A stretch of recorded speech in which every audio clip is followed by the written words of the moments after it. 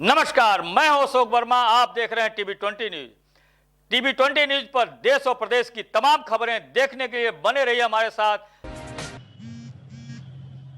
खदान गोदाम में भारी अनियमितता देखने को मिली है। खुली बोरी का खदान कोटदार में वितरण होता है। ये खबर आजमगढ़ के अतरौलिया से है। बता दें कि शासन द्वारा सभी गरीबों को राशन पहुंचाने की व्यवस्था के तहत 100% गल्ले का वितरण करना सुनिश्चित है, मगर अधिकारियों, कर्मचारियों व गल्ला माफियाओं की मिलीभगत से शासन के इस आदेश पर भी पानी फेरा जा रहा है। जिनमें गरीबों में राशन वितरण करने की जिम्मेदारी दी गई है, वह खुद ही इनके भक्षक बने हुए हैं। अतरौलिया स्थित सहकारी खदान गोदाम का हालिया है कि गोदाम में भारी मात्रा में खुली राशन की बोरियां तथा बड़े पैमाने पर हाथों से सीली गुड़ी बोरियां रखी हुई है। सूत्रों से मिली सूचना के आधार पर 8 जनवरी 2021 दिन शुक्रवार को एफसीआई गोदाम अतरौलिया में गल्ला लदने की सूचना मिली। लोगों द्वारा बताया गया कि यह खदान कालाबाजारी के लिए जा रहा है। सूत्रों द्वारा मिली सूचना के आधार पर जब एफसीआई गोदाम पहुंचा गया तो वहां भारी पैमाने पर अनियमितता दिखाई दी। पुलिस अधीक्षक आजमगढ़ सुधीर कुमार सिंह के निर्देशन पर जनपद भर में मादक पदार्थ तस्करों के खिलाफ लगातार अभियान चलाए जा रहे हैं, जिस क्रम में थाना पवाई पुलिस ने 16 कुंतल 45 किलोग्राम का नाजायज गांजा, 3 लाख रुपए नकद, अवैध असलाह, कारतूस व मोटरसाइकिल के साथ एक तस्कर को गिरफ्तार किया है। पुलिस अधीक्षक ने पुलिस टीम को 10,000 रुपये का नकद पुरस्कार दिया है। आपको बता दें कि पुलिस संदिग्ध व्यक्ति वाहन चेकिंग कर रही थी। उस दौरान सुल्तानपुर गाँव के पास लखनऊ बलिया हाईवे मार्ग जो निर्माणाधीन है के पास से खंडौरा मार्ग पर खंडौरा से काफी पहले सुनसान सड़क पर एक व्यक्ति गाड़ी की रोशनी में मोटरसाइकिल खड़ा कर उस पर बैठा हुआ दिखाई दिया। पुलिस की गाड़ी देखकर व्यक्ति भागने का प्रयास किया। संदेह होने पर उस व्यक्ति को पकड़ लिया। पकड़े गए व्यक्ति से नाम पता पूछने पर अपना नाम राजमन यादव पुत्र स्वर्गीय विदेशी यादव निवासी ग्राम इमादपुर थाना बसखारी जिला अम्बेडकर नगर बताया। आगे कड़ाई से जब उस व्यक्ति से पूछताछ की गई तो उसने बताया कि अम्बेडकर नगर व्यापारियों को बेचने के लिए एक गांजा ले जाने की फिराक में था, जिसकी तलाशी लिया गया तो उसके कब्जे से एक अदद तमंचा 315 बोर व एक अदद जिंदा कारतूस 315 बोर बरामद हुआ है, जिसके पश्चात पकड़े गए व्यक्ति की निशानदेही पर प्लास्टिक की 47 बोरियों में नाजायज गांजा बरामद किया गया है। क्या कुछ कहा सुधीर कुमार सिंह, पुलिस अधीक्षक आजमगढ़ ने, आपको सुनवाते हैं। और भारी मात्रा में गांजे की बरामदगी की गई है। इस घटनाक्रम यह है कि कल रात्रि में एक व्यक्ति अपनी मोटरसाइकिल पर थाना पवई क्षेत्र में सड़क के किनारे खड़ा था। जब पुलिस गश्त के लिए निकली तो वहाँ पर उसे देखकर वो भागने लगा। पुलिस द्वारा उसे पकड़ा गया। पकड़ने पर जो उससे पूछताछ की गई उसके पास एक तमंचा कारतूस बरामद हुई। जब पूछताछ की गई तो उसके द्वारा बताया गया कि एक ट्रक से उसने उड़ीसा से सामान मंगाया था भारी गांजा, और उसे जो एक व्यापारी था वो एक गाड़ी लेकर आने वाला था, उसे भरकर लेकर उससे पैसे लेने थे। गांजा उसने जो सड़क के नीचे जो गड्ढा था उसमें रख रखा था 47 बोरी में। उसकी रिकवरी की गई। मजिस्ट्रेट को बुलाया गया, सीओ साहब को बुलाया गया और उस सारे सामान की रिकवरी गांजे की गई। ये 16.5 कुंटल के लगभग गांजा मिला है और इसके पास से एक तमंचा मिला। एक अभियुक्त जो कि राजमन यादव है वो बरामद हुआ। ये बसखारी थाने क्षेत्र का रहने वाला है, जनपद अम्बेडकर नगर का, और शातिर गांजा तस्कर है। इससे निश्चित रूप से जो क्षेत्र में जो गांजा बेचने वाले हैं, खरीदने वाले हैं, उन पर निश्चित रूप से प्रभाव पड़ेगा। इस टीम को इसकी डिक्की से जो मोटरसाइकिल की जो डिक्की होती है उससे 3 लाख रुपए भी बरामद हुए हैं, वो भी इसकी बरामदगी में दिखाई गई। लगभग गांजे की कीमत रहेगी इसकी मेरे ख्याल में 35-40 लाख रुपए के आसपास गांजे की मार्केट वैल्यू जो है। टीम को कुछ इनाम भी दिया जा रहा है? हाँ, इस टीम को मेरे द्वारा 10,000 रुपए का इनाम दिया। सर लगभग इसमें कितने नहीं, ये केवल अकेला अभियुक्त था, लेकिन इसके द्वारा और इनपुट दिए गए हैं जिसके आधार पर अभी आगे भविष्य में कार्रवाई की। क्या इस तरह के गांजे अन्य जिलों में भी पकड़ाएं? देखिए, ये खुद भी थाना अम्बेडकर नगर जनपद अम्बेडकर नगर का रहने वाला है और वहीं से ये तस्करी का काम भी क्या करता था। हमारे यहाँ इसने गांजा उतरवाया था और उसे बेचने की फिराक में था। तो निश्चित रूप से दूसरे जनपदों में भी इस तरह के जरूर गांजा तस्कर होंगे। ठीक है सर। उत्तर प्रदेश के आजमगढ़ के निकटवर्ती जनपद जौनपुर में एक बड़ी दर्दनाक दुष्कर्म से जुड़ी घटना सामने आई थी, जिसमें आजमगढ़ से अपहृत युवती को जौनपुर ले जाकर उसके साथ बलात्कार जैसे जघन्य घटना को 8 लोगों ने अंजाम दिया था। आपको बता दें कि बरदा थाना क्षेत्र की एक युवती के साथ उसके कथित प्रेमी व मित्रों ने अगवा कर सामूहिक दुष्कर्म किया है। यही नहीं, अपने इस कुकर्म का वो युवकों ने वीडियो भी बना लिया था, जिसे आरोपियों द्वारा वायरल भी कर दिया गया था। पीड़िता की मां के तहरीर के आधार पर पुलिस अधीक्षक के निर्देश पर आजमगढ़ पुलिस ने कार्रवाई करते हुए 3 अभियुक्तों को गिरफ्तार कर लिया है और बाकी की तलाश में पुलिस जगह जगह छापेमारी कर रही है। एसपी आजमगढ़ ने कहा कि पीड़िता को न्याय देने के लिए पुलिस कटिबद्ध है। क्या कुछ कहा एसपी आजमगढ़ में, आपको सुनवाते हैं। क्या है पूरा प्रश्न? कल एक महिला थाना बरधा में आई थी, उसके द्वारा बताया गया था कि थाना जनपद जौनपुर क्षेत्र के थाना क्षेत्र जनपद जौनपुर के थाना क्षेत्र में उसके साथ कुछ लोगों द्वारा दुराचार किया गया है। इस पर तत्काल मुकदमा पंजीकृत किया गया था और दबिश मेरे द्वारा जनपद में भेजी गई थी। वो 4 में से 3 अभियुक्त गिरफ्तार कर लिए गए हैं। चौथे अभियुक्त की तलाश में लगातार पुलिस दबिश दे रही है। आजमगढ़ में नकली शराब बनाने का काम कई सालों से चला आ रहा है, जिसकी वजह से आजमगढ़ में लालगंज का इरनी गांव का कांड व मुबारकपुर, रौनापार व अन्य जगहों पर नकली शराब पीने से सैकड़ों लोगों की अब तक मौत हो चुकी है। इस शराब के काम में सफेद पोस्ट भी शामिल है, जो पहले कद्दीदार थे, आज उस शराब के धंधे की बदौलत करोड़ों रुपए की संपत्ति अर्जित कर चुके हैं और इसमें से कई राजनीति की बड़ी हस्तियों में गिने जाते हैं। उत्तर प्रदेश के बुलंदशहर में शराब से हुई मौत के बाद आजमगढ़ का पुलिस प्रशासन काफी सख्त हो गया है। पुलिस अधीक्षक ने बताया कि जो लोग भी बाहर से नकली शराब बनाकर आजमगढ़ में लाकर असली बोतलों में बेचते हैं और जो मुबारकपुर व घाघरा नदी के किनारे झाड़ियों में शराब बनाई जाती है, उनको चिन्हित किया जा रहा है और उनके ऊपर कार्रवाई के लिए टीम बना दी गई है और बहुत जल्दी पुलिस टीम इनके ऊपर कहर बनकर टूटेगी। क्या कुछ कहा एसपी आजमगढ़ ने, आपको सुनवाते हैं। देखिए, बिल्कुल सही है कि पास्ट में आजमगढ़ में भी जहरीली शराब से काफ़ी मौत होने की घटनाएं हुई हैं।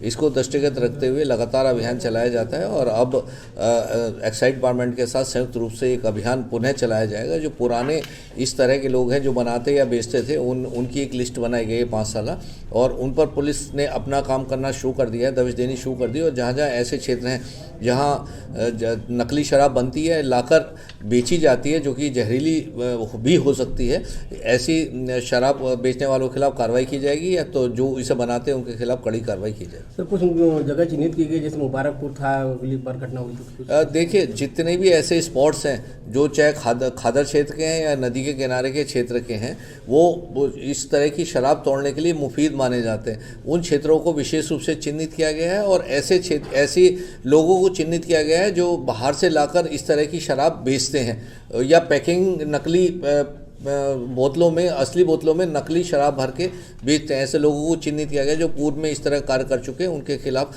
कार्रवाई करने की योजना बनाई गई है और कार्रवाई निकट भविष्य में बहुत जल्दी की जाएगी। भट्ठों पे भी सर कच्ची शराब बनाई जाती है, उसके लेके बिल्कुल, मैंने जैसा कहा कि जो अबेंडेंट जगह हैं, जो गहरी जगह हैं, वहाँ ये शराब बनाने की कार्रवाई की जाती है, तो उस सारी जगहों को चिन्हित किया गया। ठीक है। उत्तर प्रदेश में पंचायत चुनाव के सरगर्मी को देखते हुए भाजपा ने अपनी तैयारियां जोरों पर कर ली है, जिसको देखते हुए आज भाजपा के प्रदेश अध्यक्ष स्वतंत्र देव सिंह महाराजगंज जिले में पहुंचे। भाजपा के प्रदेश अध्यक्ष आज पंचायत चुनाव को लेकर कार्यकर्ताओं की बैठक लेंगे। वहीं पहली बार जिले में प्रदेश अध्यक्ष के पहुंचने के बाद भाजपा कार्यकर्ताओं ने जोरदार तरीके से स्वागत किया। प्रदेश अध्यक्ष ने बताया कि पूरे प्रदेश में पदाधिकारियों द्वारा पंचायत चुनाव को लेकर प्रवास किया जा रहा है, जिसको देखते हुए महाराजगंज जिले में आए हैं। पंचायत चुनाव को लेकर वार्ड के संयोजकों के साथ बैठक करेंगे। प्रदेश अध्यक्ष ने कहा कि भाजपा पंचायत चुनाव जोरदार तरीके से लड़ेगी और जीत भी दर्ज करेगी।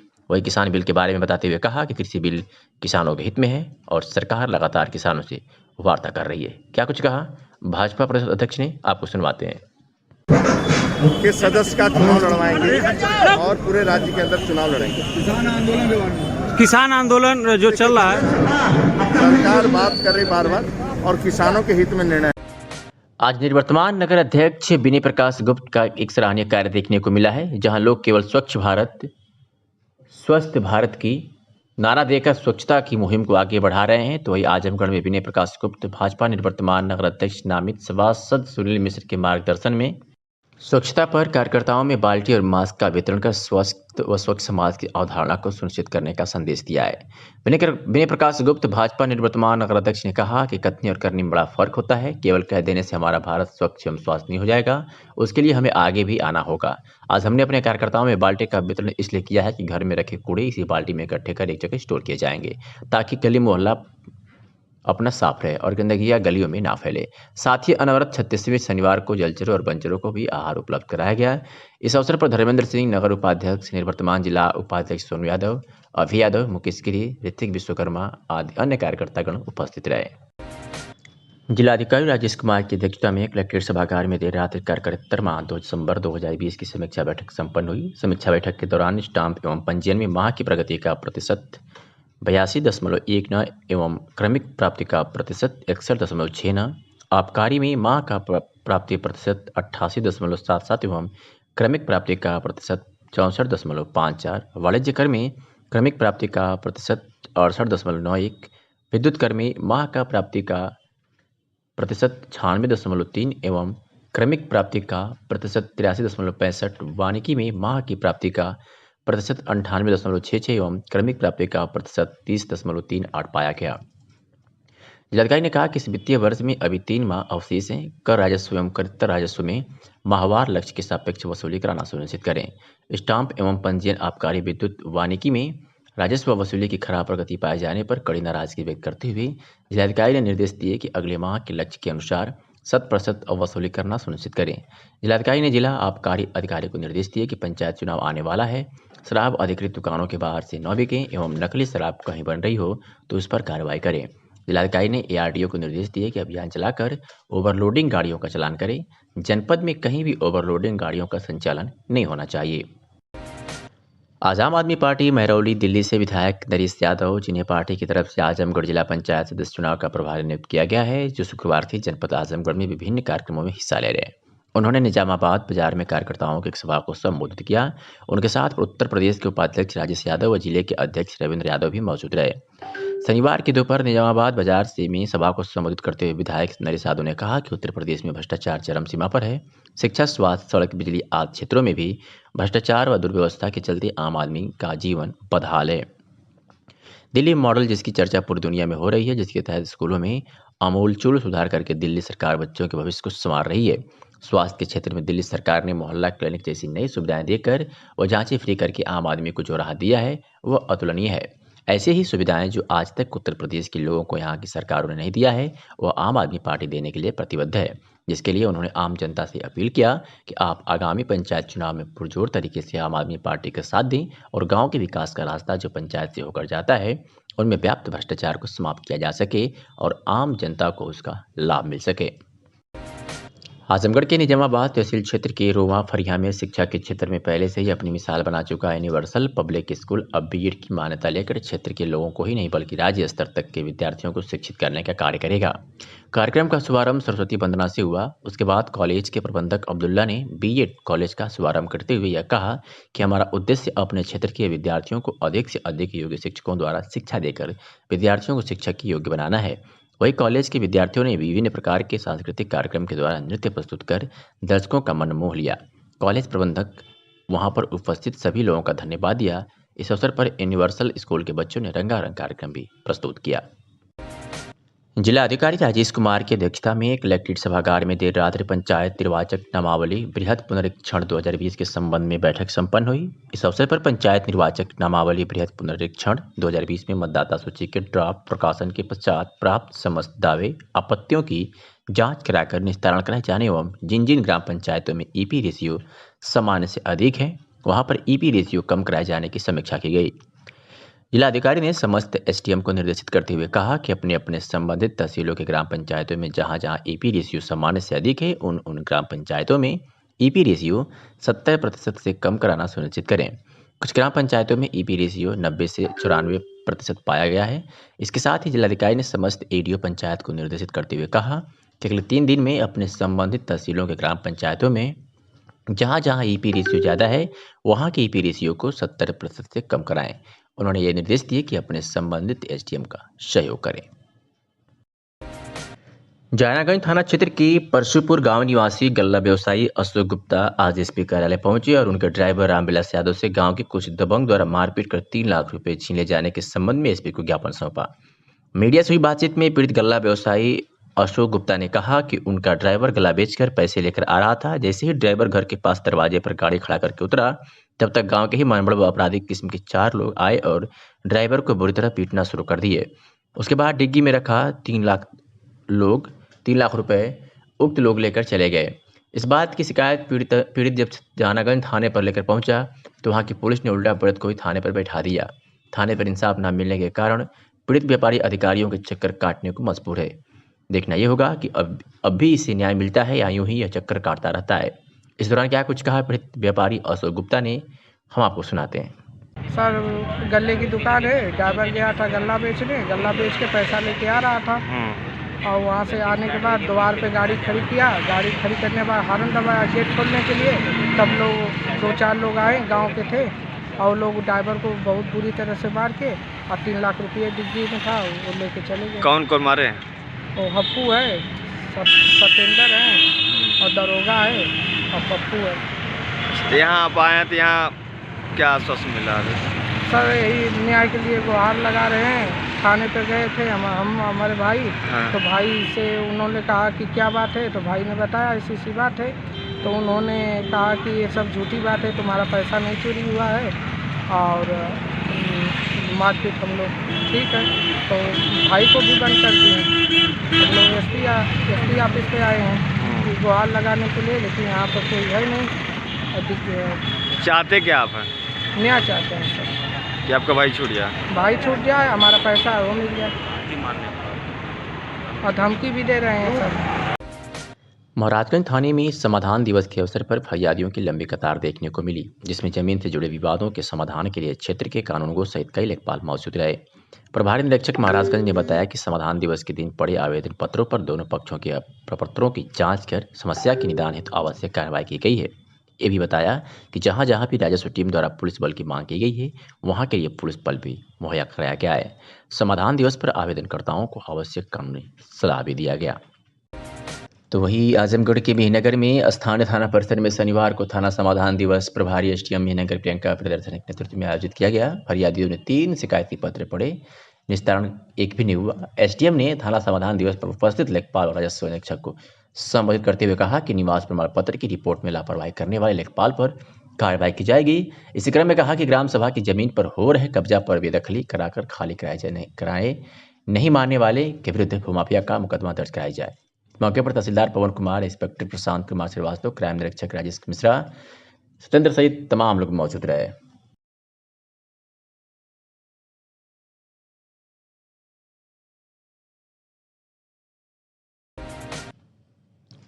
आजमगढ़ के निजामाबाद कस्बे में आज सरस्वती शिशु मंदिर पर भाजपा कार्यकर्ताओं की बैठक थी। इसी बीच किसी ने आकर बताया कि कल कस्बे में कुछ मनबड़ किस्म के युवक शुभम बर्नवाल पुत्र विद्यासागर बर्नवाल की दुकान पर बुरी तरह से मारपीट कर घायल कर दिया, जिससे कस्बे में तनावपूर्ण वातावरण बन गया था। कारण था दोनों तरफ से धार्मिक टिप्पणी फेसबुक पर लेकर। उसी बात से नाराज हजारों कार्यकर्ताओं ने पूरे बाजार में जमकर नारेबाजी करते हुए शिशु मंदिर स्कूल पहुंचे, जहां पर सांसद नीरज शेखर आने वाले थे।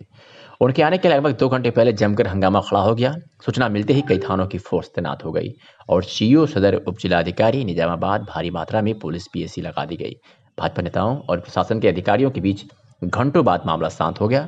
थाना प्रभारी शिवशंकर सिंह ने बताया कि शुभम की तहरीर पर 4 नामजद कुछ अज्ञात लोगों के खिलाफ मुकदमा दर्ज कर 4 लोगों को गिरफ्तार कर लिया गया है। कस्बे में फोर्स तैनात है। कानून किसी को अपने हाथ में लेने नहीं दिया जाएगा। जो व्यक्ति माहौल खराब करने की कोशिश करेगा उसके खिलाफ सख्त से सख्त कार्रवाई की जाएगी। उस टिप्पणी पर एक यहीं के लड़के शुभम ने रिप्लाई किया, जिसको लेकर के 100-150 की संख्या में एक वर्ग के लोगों ने उसके घर पे हमला बोल करके तोड़फोड़ किया। उसके अलमारी वगैरह लूटी गई तोड़ करके, उसको बुरी तरह से मारा पीटा गया। हम लोग को जब पता चला है तो यही आज सीओ से लेकर के सारे लोगों से वार्ता हुई है बुला करके। जिन लोगों ने इस तरह का कार्य किया है दंगा भड़काने की, क्या मांग है आपकी? मांगे हमारी कोई मांग नहीं है। कार्रवाई पुलिस ने 4 को गिरफ्तार कर लिया है। अब हम ये चाहते हैं कि उन सारे दंगाइयों के खिलाफ कार्रवाई देशद्रोह में होनी चाहिए और इसके लिए हम लोग एसपी से वार्ता करेंगे। आज की बात जो है, जिसकी गलती होगी ये है सही कार्रवाई की जिम्मेदारी मेरी है। सिखावत और रहमुद्दीन सही कार्रवाई होगी, ठीक ना। आज वाले मामले की मैं जानकारी कर लूं और मैं उच्च अधिकारी को बताता हूं, कार्रवाई कराऊंगा। आप लोग शांति बनाए रखिए, मैं आपके साथ हूं। कार्रवाई आज होगी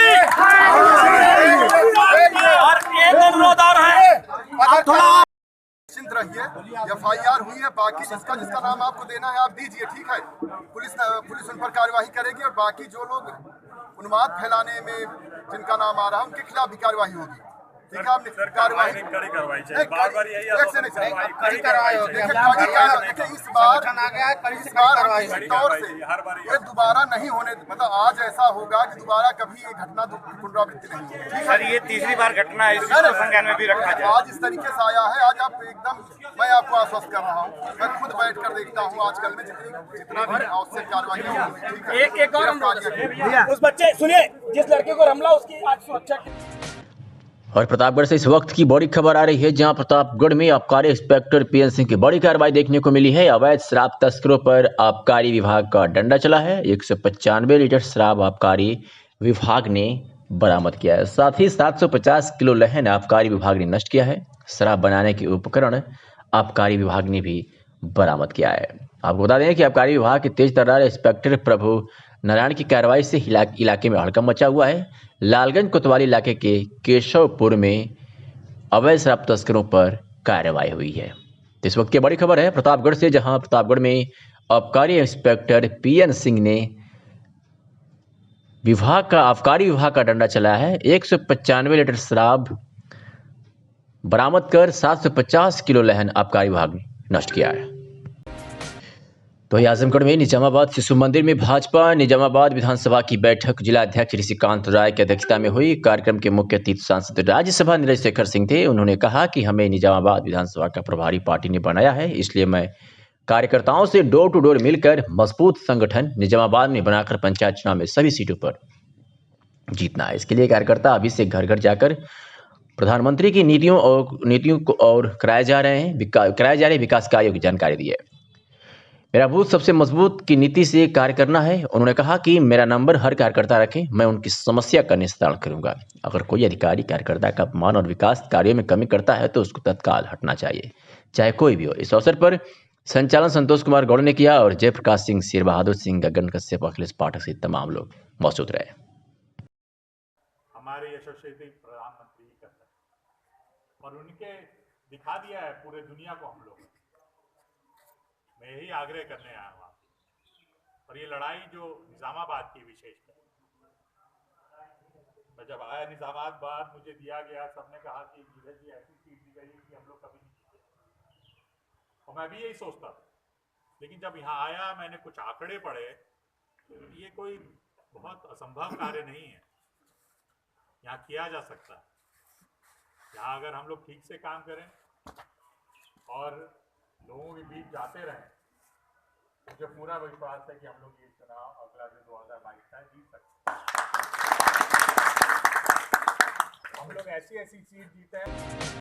पुलिस अधीक्षक द्वारा जनपद में अपराधियों और माफियाओं के खिलाफ लगातार कार्रवाई की जा रही है। इसी क्रम में उत्तर प्रदेश के टॉप 10 माफिया डॉन पर प्रशासन द्वारा कार्रवाई की जा रही है। अभी प्रशासन ने 2 दिन पहले चैनपुर स्थित मकान को ध्वस्त किया था और कुछ दिन पूर्व माफिया द्वारा अर्जित करोड़ों की जमीन को भी कोड़कर फसल कटवा लिया गया था। इसके साथ माफिया के स्कूल कॉलेजों पर भी पुलिस द्वारा कार्रवाई करते हुए उसमें तालाबंदी कर दी गई थी। आज इसी क्रम में माफिया कुंटू सिंह की शहर के बलैसा में स्थित जमीन की कुर्की और जब्ती की कार्रवाई की जा रही है, जहां एसडीएम सदर गौरव कुमार, पुलिस अधीक्षक नगर राजेश कुमार के साथ ही भारी संख्या में पुलिस फोर्स तैनात था। पुलिस अधीक्षक ने बताया कि कुंटू सिंह की जमीन कागज में 55 लाख दिखाई गई है, जबकि इसकी लगभग कीमत 6 करोड़ रुपए के आसपास बताई जा रही है।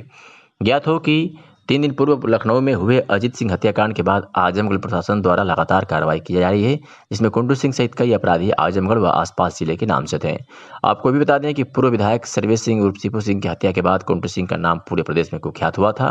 कुंटू सिंह जेल से ही अपने साम्राज्य को चलाता है, जिससे उसके द्वारा अरबों रुपए की संपत्ति अर्जित की जा चुकी है और अब उसकी नज़र अपने गुरुओं को ब्लॉक प्रमुख और विधायक बनाकर प्रदेश की राजनीति पे उभरने का है, जिसमें वह काफ़ी सफल भी हो गया था और आजमगढ़ के हरैया, अजमतगढ़, जहानागंज सहित कई जगहों पर अपने गुर्गों को ब्लॉक प्रमुख जैसी बड़ी कुर्सी पर बैठा दिया था। प्रशासन को अब चाहिए कि कुंटू के आड़ में जो उसके गुर्गे ब्लॉक प्रमुख की कुर्सी पर बैठे हैं और कुंटू के आड़ में करोड़ों अरबों की संपत्ति बनाए हैं, उनके ऊपर भी कार्रवाई हो। क्या कुछ कहा एसपी आजमगढ़ ने, आपको सुनवाते हैं।